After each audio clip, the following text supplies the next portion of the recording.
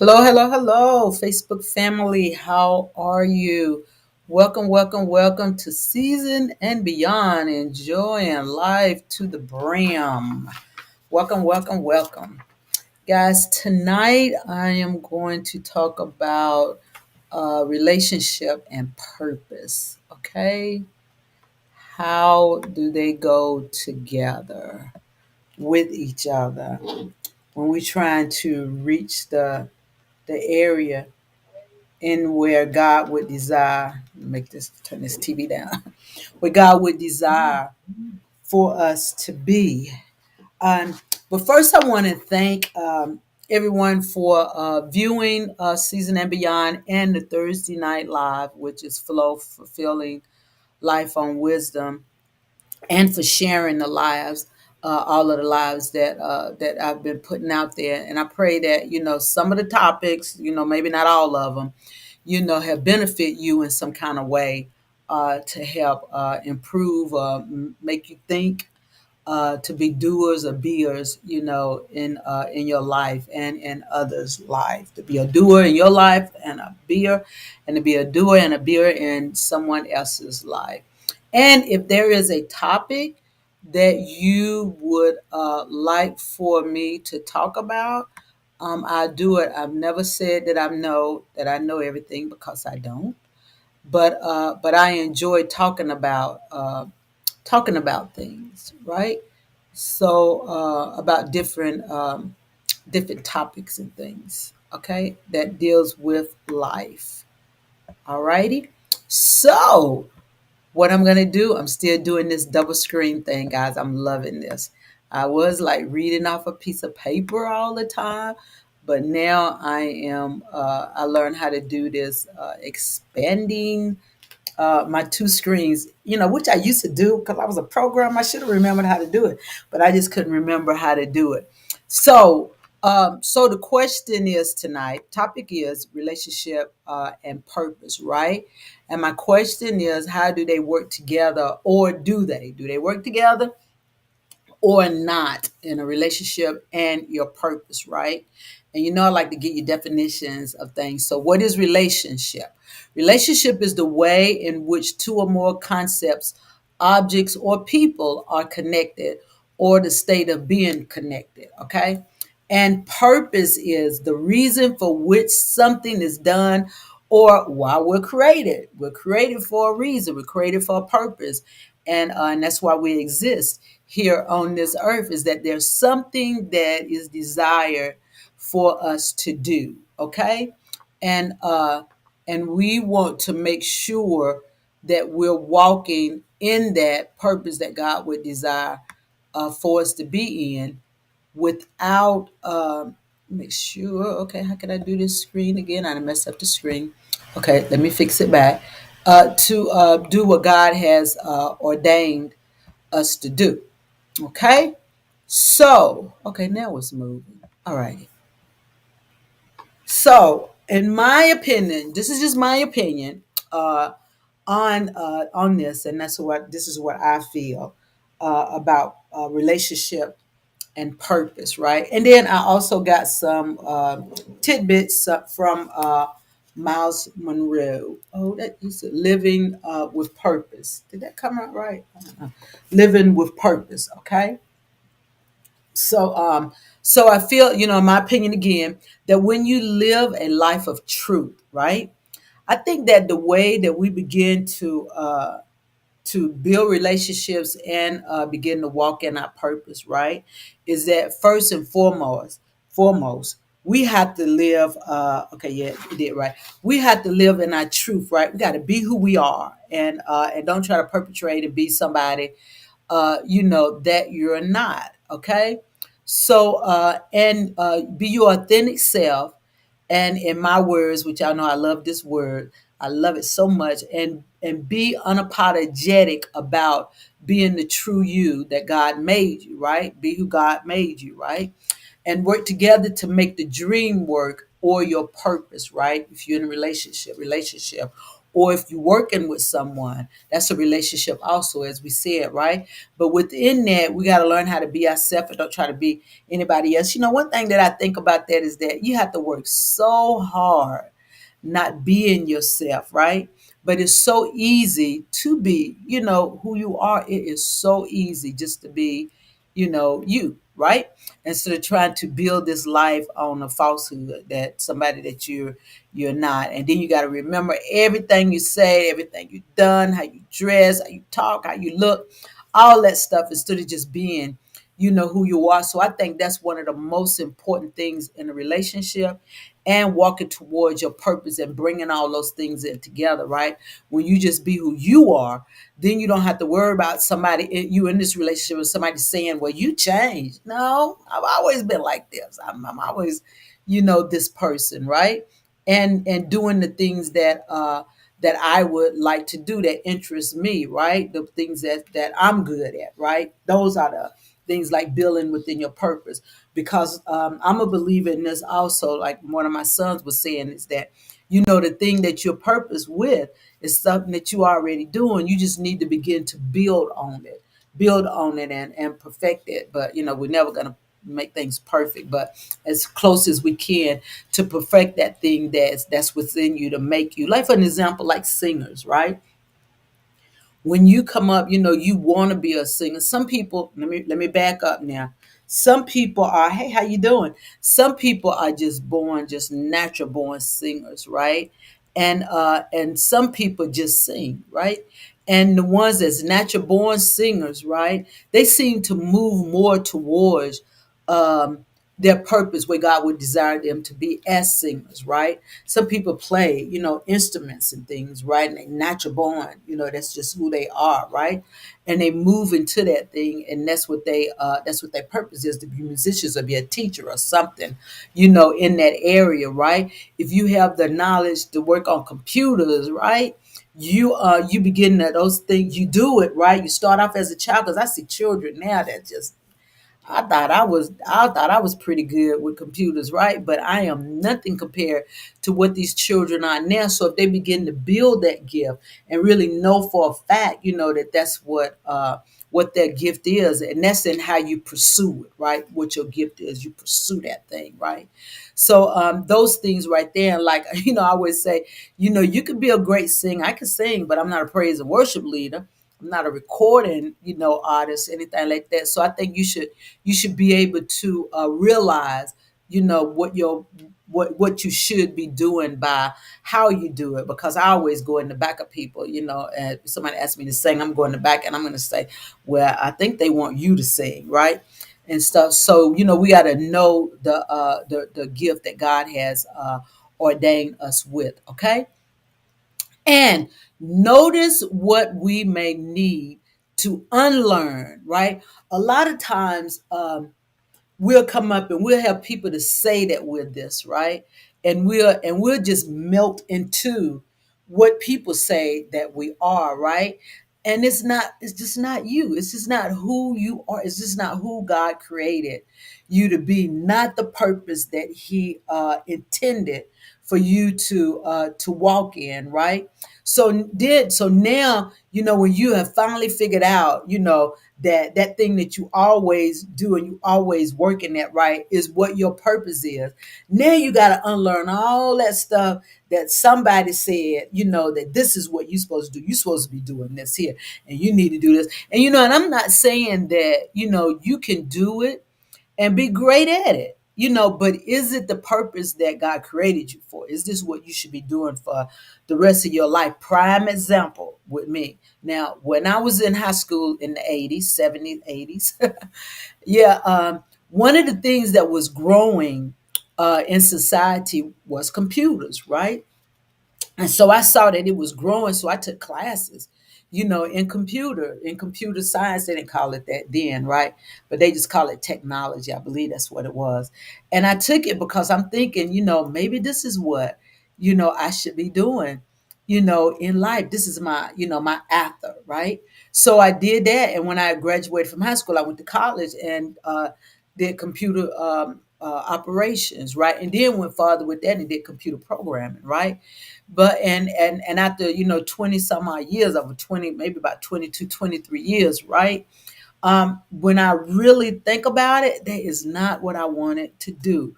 The thing that really drew me to the computer world is the money. The money was awesome, right? But it wasn't something that I truly enjoyed doing, but I enjoyed the money. And then I went back to school. I think I've talked about this before. I went back to school, and now I'm a chaplain. And I enjoy it. It's just like this is my field, right? This is where God has purposed me, to be. And not only with that, now I'm doing the healing touch, and I love that. Like with my grandkids, if you notice, everybody do healing touch, right? And because if you notice, like when you have a baby and you rub the baby, you soothing the baby, right? That's healing touch. Or if you hurt yourself, right, and the very first thing you do, you want to rub it, right? You rub it until that pain seems to cease, right? That's healing touch, So we all have done it, and I love it because with my grandmothers, each one of them have different places that I learned, to like rub them on, right? That will soothe them and relax them. So that's healing touch. So I love that, and I'm going into that now. So you can have more than one thing. That's what in reading this book from Miles Monroe, one thing that he said is that you may have the potential to do something, be a singer or be a artist, or just be a great speaker, charismatic speaker, right? But then there may be something else that you could do. You can have multiple talents, that God has ordained you to do, right? So don't just stop at, just one thing and think that that's what God wants you to do. Dab and dip in some things, and see if He would desire for you to go into other areas, in your life. Okay. So yeah, make sure that you begin to unlearn some of the things that's not benefiting the gift that God has given, or where you should be, the area that you should be going in, right? Because for one thing, God has already given us all what we needed, to begin to cultivate that gift in us. He's already given us everything we need. We just need to start walking in it, right? And I'm transparent. I'll be honest. It took me a while to be able to walk into the gift that I had. Like even from a child, you will know a little bit of what your gift is because you're doing it. You're doing it, right?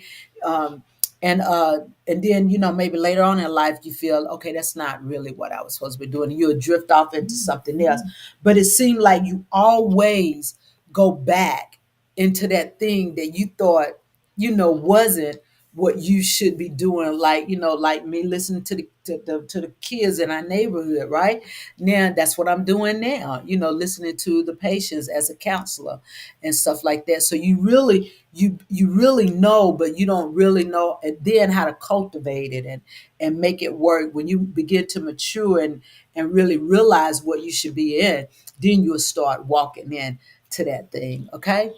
And another thing, as we start giving ourselves permission to understand what we see as new now because of the learned things that just was not our purpose in life. Sometimes we get, like I said, we get melted into those things, right?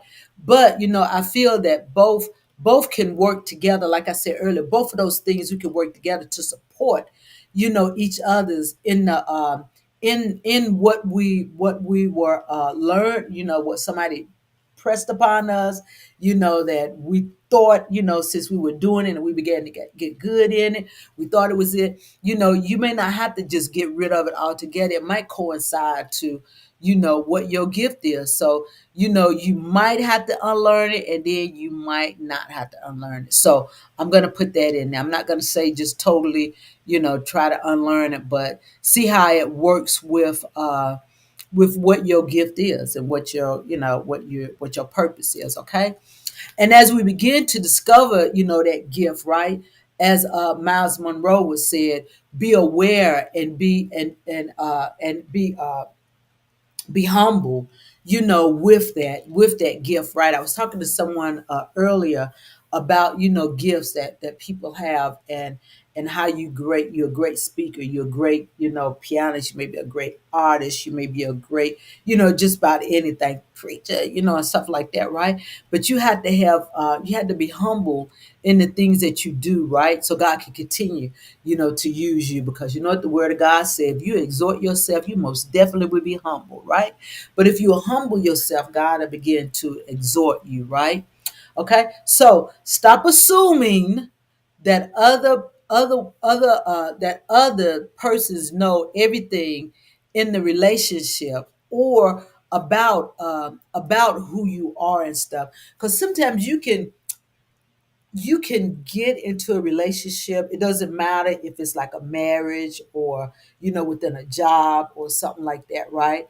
And you can find that it's just not for you. When I was doing my residency as a chaplain, one of the persons said, this is just not, for me. I thought it was, but this is just not the area of life that I should be in, right? So it's fine to think that, right? And when other people are in the relationship, like pushing it upon you, it's fine to say, this is not, for me. I feel like that, I am being directed into another area, that I feel that I am truly gifted in, right? So it's not, don't let people press upon you things that you don't even, this is not who you are, what you do.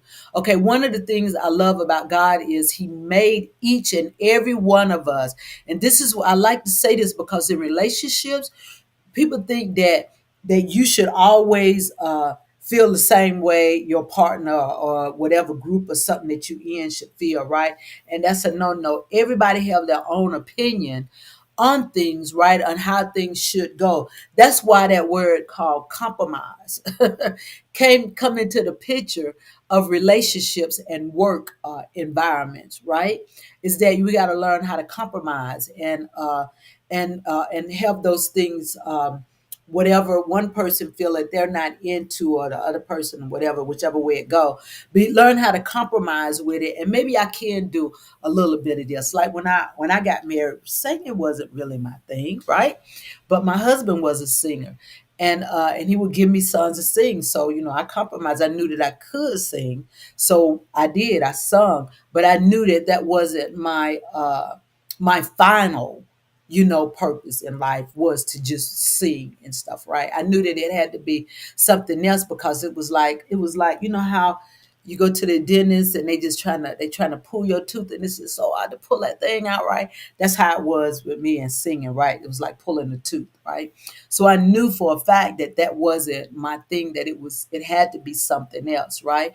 So it's all right to say that, this is not my thing, but there's never a problem with trying stuff out. It's just not a problem, because really and truly, you're going to dip and dab in some things before you figure out exactly what your purpose is, if you don't already, know what your purpose is. And don't let your relationship stop you, from, testing the water in different things to find out what's for you and stuff, right? And again, and that's what I did when I was coming. I think about when I was in Raleigh. Now I can sew also, right? And when I was in Raleigh, I just knew that sewing was going to be my thing again, like computers was going to be my thing, being a computer programmer, right? So I dipped and dabbed in a lot of things, right? So I just knew that sewing was, so I and just because you're good at something, a little bit, don't mean that that's something you want to do for the rest of your life, Okay, I want to make sure I say that. So I did. I dipped in sewing, and I used to do weddings and make things for choirs and stuff like that, right?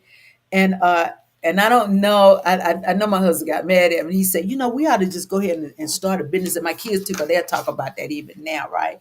And I was thinking, God, that means I'm gonna have to be doing this for the rest of my life, but not thinking. I really wish I would have thought about that thing, because not thinking that I just could have been a dictator and hire somebody else, to do it. But I just didn't see myself, sewing for the rest of my life, even though I enjoyed it. I enjoyed doing it, but I didn't feel like that was my purpose in life. And again, I didn't have Miles Monroe's book to say that, to show that, you can have multiple gifts, right? And you can do those multiple things, right? Like now, when I hear people talk, they always say that you need to have multiple jobs, right? And if I would have known that then, I think I would have kept, so I would have continued to sew and things. I think I would have. And not that I can't do it now, but I'm going into different stuff now. But I would have kept doing it. So you can have multiple things. So don't think that just because uh, this thing is not your gift or not your purpose, that you still can't have that other thing, that you do on the side. So what I did now, I picked up another tool, like remodeling. So I just tear up my house and remodel stuff. So that was something that I learned, and I figured that it's a gift also, right? So sewing, I still sew and do all that stuff. So you can have multiple things that you do, but what is the main thing that God has, for you to do, right? So with that said, in not assuming that, listening to one person say that this is what you got to do, that you can have multiple things that you can do, but one special thing. That's what I always like to say, one special thing that you do. So with that said, we are responsible for the potentials that's stored within us, right? We are responsible for beginning to let those things come to light, right? To let people see the gifts that God has instilled in you, right? It needs to, like come out. And that's the way I felt about like I was saying about the sewing thing, where I was doing it in private, right? Just making things for me, and the family and stuff like that, right? But then I started, I said, well, somebody, I think the first thing was like at the church they was doing something, and my husband volunteered me, and my first thing was to say no, but then I thought about that, so I was thinking a little bit about that. I said, well, no, I need to, explore and stuff. So I did. I explored with it and was able to do a whole lot of, different things when I was in Raleigh. And when I think about that thing, really and truly, I think about that thing, I really enjoyed it, but I really needed a room by myself, a room just for that particular task, right? So, we have to be responsible for, the stored potential, the stored gifts, the stored purpose that's within us, to begin to reveal those things, right? We must learn to understand it and effectively use it, right? One thing about, you have a gift and you have something that God has for you, but you need to begin to what is it called? Begin to work it so you can begin to be effective, in it. And sometimes, your friends, your mate, or whoever, they're not gonna understand, the gift that God has given to you. Prime example. Give y'all a prime example. Y'all know how I just, I'm transparent about a lot of things. Like, for an example, if you feel that God has called you to be a pastor, knowing that, in a lot of areas, a lot of churches, a lot of organizations like that don't believe in women pastors and stuff, right? But you know that God has called you to pastor, to minister, to the people, right? And there's different ways that you can minister to people, right? You don't always have to be, in behind a pulpit doing that. But if you feel that that's where God is sending you, right? And people they'll continue to throw at you. There's a way for you to be effective in that, but you got to keep moving. You got to keep moving. You got to keep listening to what God is saying, and move towards that thing before you can truly be effective in it. So you got to learn to understand it, understand where you're going in this purpose that God has innate in you, and learn how to be effective, in it, effective in how to use it, right? And again, and also be humble in it. Why you doing this thing? I can't, just say this, express this humbleness enough that we got to be humble in the things that God has given us so that he can continue to elevate us more into what, he's already instilled in us. So please just humble yourself, right? And Miles Monroe said, and know what God has given us is enough. We we seem to think that we have to go over what God has given us, but we really don't, because all what he has instilled in us, what he's going to continue to manifest in us from what he instilled in us, it's enough. It is truly enough. Don't let people degrade you. Don't let people, say that you're not, worth it. I went ahead of myself, that you're not worthy of the gift that God has instilled in you. You still got to move forward. Don't let them push you back. Don't let them push you to the side. Don't let them do that. You move, you continue to move forward. This is like what Paul said. Paul said, forget about those things. So forget about those remarks and all that stuff that people have said about you to keep you down, because that's basically what they want to do, just keep pressing you down, right? And keep your eyes on the prize, which is what God, Christ Jesus, and what he would desire, for you to do, right? Just keep your eyes on the prize and don't worry about that thing. But, when I say don't forget about it, when he said forget about it, that don't mean to get amnesia and try to think you better than someone else and don't remember what you done, right? It's something, it is to make you strong, to push you farther on, to where you need to be. Okay? So we need to trust what God has told us, right? And what God has said to us is he said, for I know the plan I have for you, declares the Lord, plans to prosper you and not to harm you, plans to give you hope and a future. That's what God has given us, right? He has given us something inside of us to prosper us, to push us out there, right? To do what he has ordained us to do, for us to be his workmanship here on this earth, because he knew who he made and what we are capable of doing and being. He already know what we're capable of doing and being, right? He already know, like that statement that they say, I always say, God won't put no more on you than you can bear. He already know, he's already put all that in you and know what you can do. And he just desire for you just to begin to walk in it. Yeah, that's what he do. He desires for you just to begin to walk in it. Okay. All righty. Let me see. Look at that. I am really getting good with this double screen thing. Yeah. So we are worth something. We are worthy of what God has designed us to do. That's why I had to stop up there, because I was going before myself.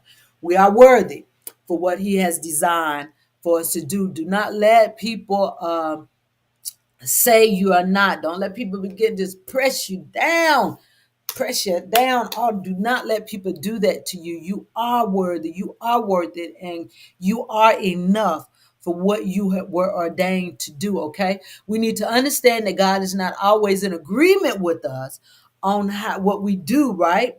With the people around us, because it may be to pull us down, right? Like I said, to pull us down from the purpose that God has ordained for us to do, right? So don't get them out of your ear. Get them out of your ear. I think I heard Pastor, what is his name, from Chicago? I don't know what his name is. I forgot his name. But I heard a pastor say that to get them out of your ear, get people out of your ear and do what God has designed you to do, okay?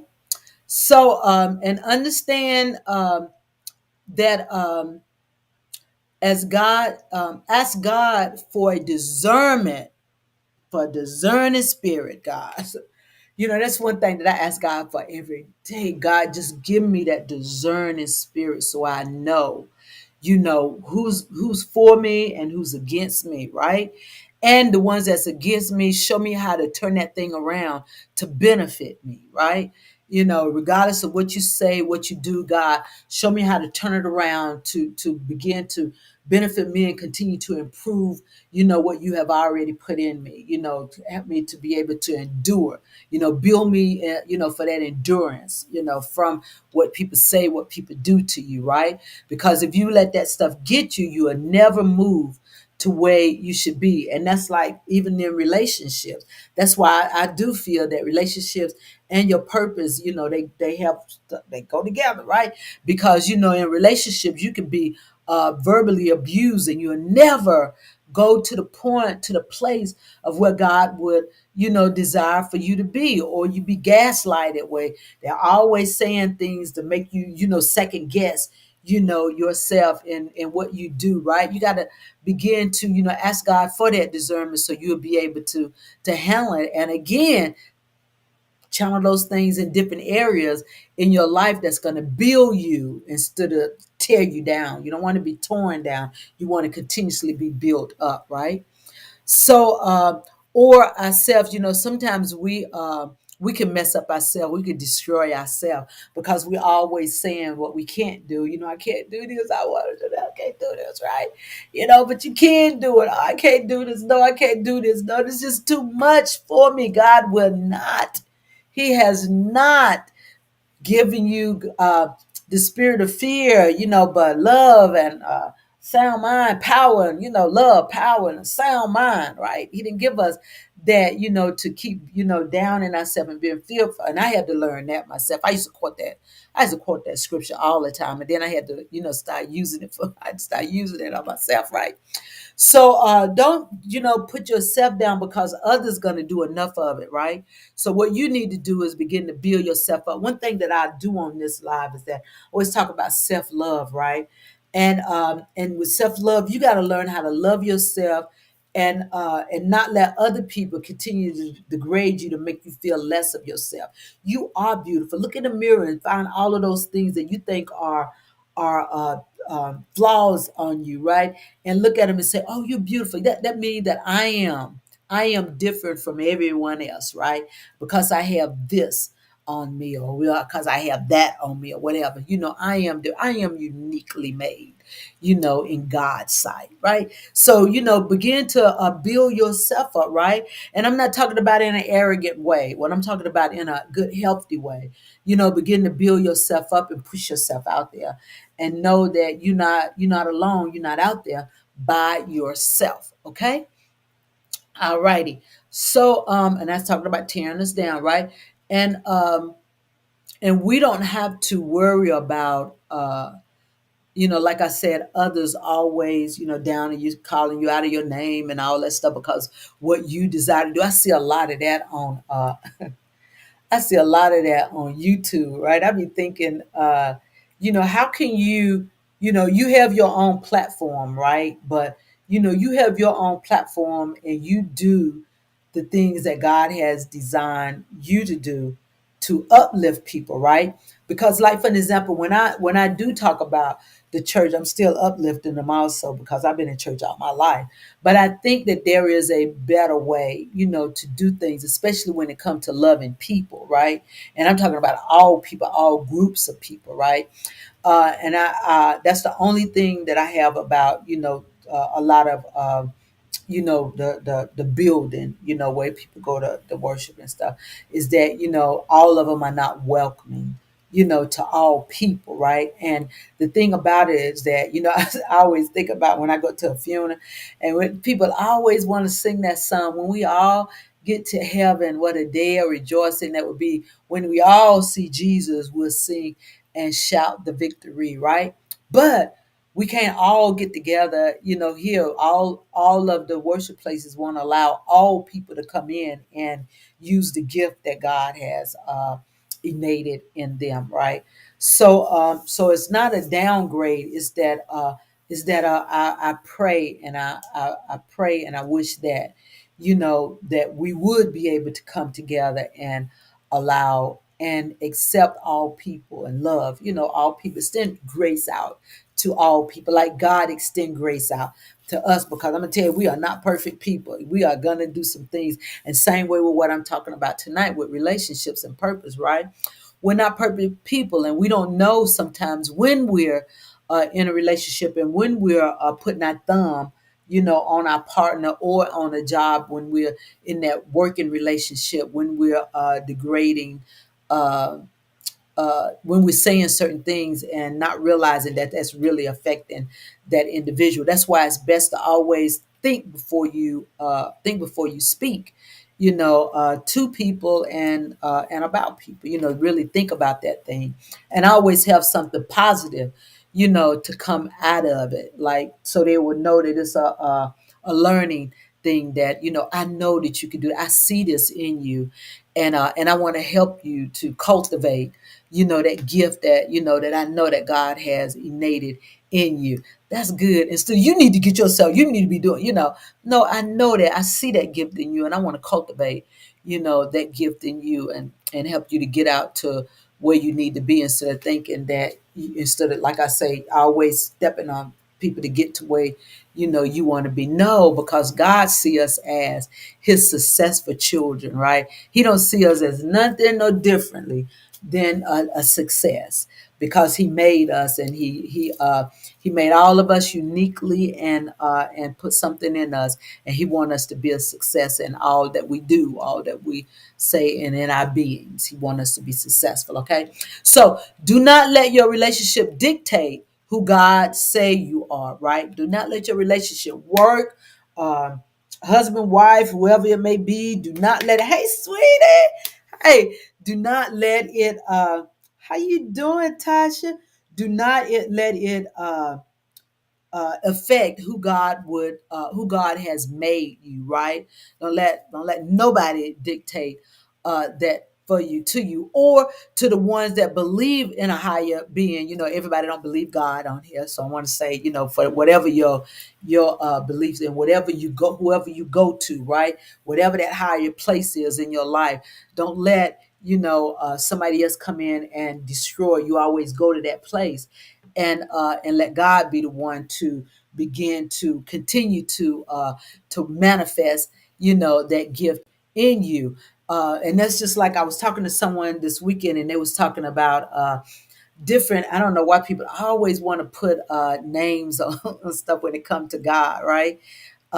Somebody said that they're followers of God, and then somebody said they're walking, with God and stuff. And the situation that it was in is that it was like degrading someone, because they were the way they came, to God. And this is the same way with the way we come into our gift, right? Sometimes we got to go through purity Hades before we come into who God would desire for us to be, right?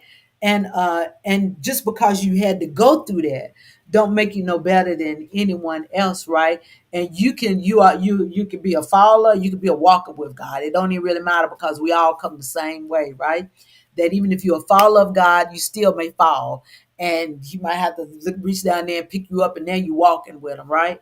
But it don't matter. Or you walking with him, and you may stumble, along the way. You just ask for forgiveness, God, grace and mercy, and just move on, right? And the same way with our gifts, our talents, our purpose, the potential that we have, in life, is that there's no big I's and no big T's, or whatever you want to call it. We are walking in that same statue that God has innated each and every last one of us with something, right?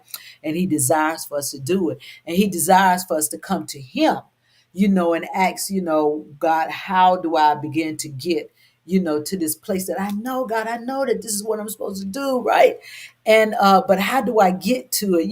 How can I help me begin to manifest it? Don't just manifest it with me, but send somebody that's going to be on my side and help me to move to that area. Or God, if I'm already doing it, God, please continue to be with me, while I'm doing this thing, and open the doors, for me to walk through them, and so I can begin to work in your, for your service, for your purpose also, in whatever gift, that you would desire for me to walk in. Okay.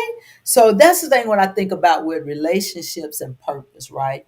Is that they do go in together, because you're not really doing this stuff by yourself, because you're either married, or either you're in a relationship with someone, or you're working and you have a relationship with your co-workers in the gift, that you're doing, right? That you feel like that's your gift.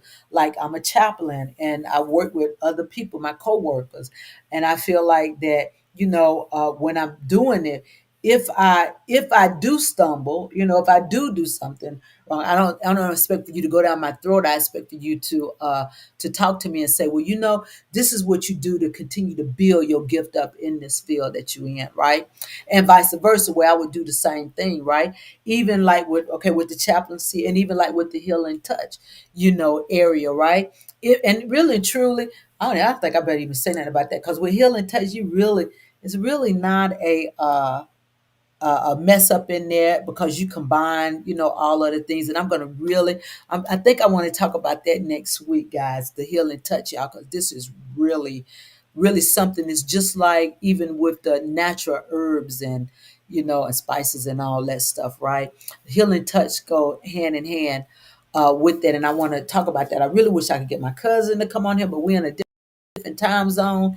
And when I'm on, she's still at work stuff. So we're going to still try to work that out. She tried to come last year and she couldn't get on here. So we're going to try to work that out where she could get on here and we could talk about her natural, she's a black acupuncture, and she's a doctor in natural medicines, and herbs and stuff like that, right?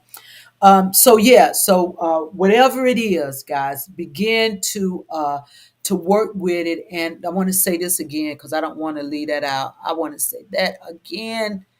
Uh, we are responsible for the potential stored within us.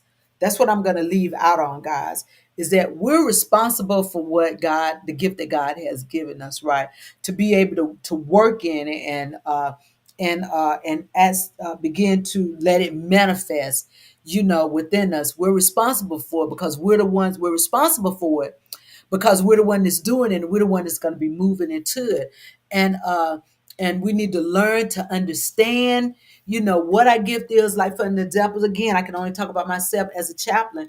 I had to learn about chaplaincy. I had to learn about, what you do in it and stuff. And then I put my little twist in it, right? When I learned what a chaplain was and what they do and stuff, then, again, I put my twist in it and worked it the way what was best for me, the gift that God has given me, the Bible tongue, and stuff, on how to talk to people, and when to listen and when to speak, and that's like when to do and when to be. Sometimes you just need to be, and then other times you need to actually do, right? So, that's when you put your swing on it, even with the purpose that God has given you. It may be playing a instrument. I like to say instruments because my family they're musically inclined, so I always talk about music, right? They may learn how to play, one way, but then when they get into it, get the teaching and stuff out, then they're gonna put their twist to it, and they're gonna learn, different ways of playing instruments the way they feel it, in their heart and in their mind, and they think about that thing and they work with it, right? And that's the way I do with chaplaincy. I don't ever go in a room and do the same thing over and over again. It never happens like that, because everybody is different, and you have to always be thinking, when that person is talking to you, how you gonna respond to it? What are you gonna do if you do anything? So the way that you begin to work your purpose, to work your potential, the gift that you have, is that you're responsible for it. You're responsible for what's stored in you to bring it out. You got to begin to bring it out, and we must learn to understand it. You got to understand what that purpose is, what that gift is, right? So you could be effective when you use it. You got to be effective when you use what God has given you. You got to be effective, and that's why you got to study it, and you got to work with it, and you got to keep doing it. Like, for an example, again, like with Healing Touch, I went and brought me a little big old stuffed animal so I could do my practicing on the Healing Touch. And even with the chaplaincy, I read, different things to begin to build things up in me, and learn the scriptures and all, all that stuff, so you can be effective in what you do. So always, always, always know that what's in you, you're responsible for bringing it out. What's in you, you're responsible for understanding it and being effective in it. And the relationship that you in, if they're not for you to help you with it, don't get what's that word? Don't just lay back on what God has given you, right? Don't let it just stay, because it'll eat you up inside. You know that there's something, this thing is just in you, and you want it to come out so bad, right? And you can't get it because somebody's saying that you can't do it. No, let it spew, let it just start flowing like the spring water. Let it just start flowing, from you. And your mate or whoever you with, or your job, they may not like it in the beginning, but once you start letting it flow out, you're not going to be able to stop it. It's just going to keep manifesting in you, because now God see that, oh, she's ready, he's ready, for this. And the thing, then now you got to get your partner to begin to work with you on that thing, and just do it. I'm just gonna be honest now. Some of the things that I say now, my husband really don't like some of the things that I say, and the things that I believe, in. But now we can have a conversation, about it, because I just know that God was just sending me somewhere else, with when it comes down to teaching about the word of God, when it comes down to loving people, when it, come down to extending grace, out to individuals, and when it come down to being a listener, being a beer instead of always doing, right? I have just began to get, effective, in the gift that God has given me. Thank you, God. Yes. So again, you're responsible for it. You're responsible in all the ways to begin to be effective when you use it. Make sure that before you do what you've been, ordained to do, that you have really studied that thing and you understand it, and you just begin to walk in it. Walk in it. And you know what? I'm gonna double back on that thing. Okay. Sometimes you can just walk in it, fall a little bit, get up, walk in it, fall a little bit, get up, and then move on. Because we're gonna fall every now and then, okay? But don't stop, don't give up on what God has ordained you to do. Okay, guys? I really like talking about that. And I thank you all so very much for coming out and being with me. And again, like I said, Tasha, thank you for coming out, sweet. I've been missing you. You got to come on one Monday. Um, Thank you guys for coming out and listening and sharing, making your comments and things. And again, if there's something that you would want me to talk about out here, I'm not I'm not afraid to really talk about anything. So, because I remember one time me and Tasha talked about, the bed not being defiled, when you're married and stuff, right? So, there's not too much that I won't talk about, right? As a matter of fact, there's nothing that I won't talk about, and because I'm gonna do this thing. I was telling one of my coworkers I'm gonna try to get him to come on with me, and someone else, a few more people, that I want to talk about CRT, that critical race theory thing, right? I've really been, I'm just going to say a little bit, I'm going to go off. I've really been thinking about that and trying to figure out exactly, what's the biggie about it. And I haven't came to an understanding of what's so big, about it when it come down to, nobody wanting to talk about it and stuff. Because when I was in school, I did not like history, y'all. I did not like history. But when I went to college and I took a history class, I fell in love with it. And I really thought, again, that maybe that's what I'm supposed to be, a history teacher, right? Because I fell in love with that thing because of the way the teacher taught it, right? Because she was so authentic about, true history. And I've never heard it taught, in that way, true history. taught that way, especially like when you talk about Christopher Columbus and how he discovered America. And then I would always think when we would talk about that, how can you discover something and somebody was already there, right? And I got in trouble a lot about that too. So, but she taught it so well, right? And when I looked up this CRT, to think about, to see if I could figure out what was so bad about it, and why people was fighting so much against it, right? I thought about some of her teaching when I was with my first year in college, right? And what she said, and basically what she said is the same thing of what this critical race theory, is talking about. So I guess what I'm saying now is, so are we going to just stop teaching history? So I don't know, but I just really want to know, and I want to have different opinions on it. I don't want everybody to come on that's going to be positive, about it, or say, I don't see nothing wrong with it.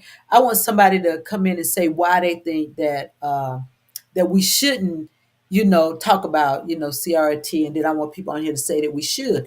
And I'm going to be mutual because I know something about it, but I don't know the biggie about it, right? And maybe I missed something about it that's causing all of the uproar, about it. I don't really know, but I really do want to talk about that on the season and beyond, because regardless of what we believe in and what we don't believe in, right?